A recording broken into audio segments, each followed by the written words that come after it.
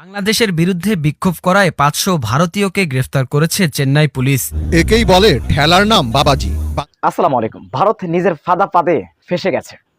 সুপ্রিয় দর্শক, আজ ভারতের উগ্রবাদী হিন্দুরা তারা বাংলাদেশের বিরুদ্ধে বিক্ষোভ মিছিল করছিল, সেখান থেকে ভারতীয় পুলিশ ৫০০কে গ্রেফতার করেছে। এটা আমার মুখের কোনো কথা নয়, এটা ফেস দ্য পিপুল এসেছে, আমরা বিস্তারিত দেখে আসবো। বাংলাদেশের বিরুদ্ধে বিক্ষোভ করায় ৫০০ ভারতীয়কে গ্রেফতার করেছে চেন্নাই পুলিশ। এদের মধ্যে ১০০ জন নারীও রয়েছেন। এক প্রতিবেদনে এই তথ্য জানিয়েছে ভারতীয় সংবাদ মাধ্যম টাইমস অব ইন্ডিয়া। প্রতিবেদনে বলা হয়েছে, বুধবার চেন্নাইয়ের রাজারত্নম স্টেডিয়ামের সামনে বাংলাদেশে হিন্দুদের নিরাপত্তার দাবি এবং সংখ্যালঘুদের উপর কথিত হামলা বন্ধের আহ্বান জানিয়ে বিক্ষোভ করছিলেন তারা। এই প্রতিবাদে অংশ নেন বিজেপি, আরএসএস, এবিভিপি, হিন্দু মুনানি এবং অন্যান্য হিন্দু সংগঠনের সদস্যরা। বিক্ষোভে নেতৃত্ব দেন হিন্দু মুনানির সংগঠক রাজু। এতে উপস্থিত ছিলেন সাবেক রাজ্যপাল তামিলিসাই সান্দরা রাজন, আরএসএস নেতা কেশব বিনয়গম এবং বিজেপি নেতা করু নাগরাজন ও ভিপি দুরাই স্বামী। এ সময় বিক্ষোভকারীরা বাংলাদেশ সরকারের বিরুদ্ধে স্লোগান দেন এবং হিন্দুদের নিরাপত্তা নিশ্চিত করার দাবি তোলেন। বিক্ষোভ শেষে তারা আন্নাশালাইয়ের দিকে মিছিল করার চেষ্টা করলে পুলিশ তাদের আটক করে। আটককৃতদের পুলিশের গাড়ি এবং এমটিসি বাসে করে আর স্টেডিয়াম থেকে সরিয়ে আনা হয়।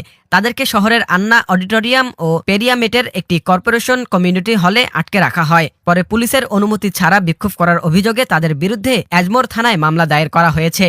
প্রতিবেদনে আরও বলা হয়েছে, এদিন বিক্ষোভের কারণে এজমোরের রুকমণি লক্ষ্মীপতি সড়কে যান চলাচল বন্ধ হয়ে গিয়েছিল। পরিস্থিতি নিয়ন্ত্রণে রাখতে সেখানে ১৫০ পুলিশ সদস্য মোতায়েন করা হয়। প্রতিবাদকারীরা যাতে নিরাপত্তা বলয় ভেঙে মিছিল চালিয়ে যেতে না পারেন সেজন্য রাস্তার বিভিন্ন প্রান্তে ব্যারিকেডও বসানো হয়। ভারতের ব্যবসায়ীরা পথে বসে গিয়েছে। ভারতের অবস্থা খুবই খারাপ।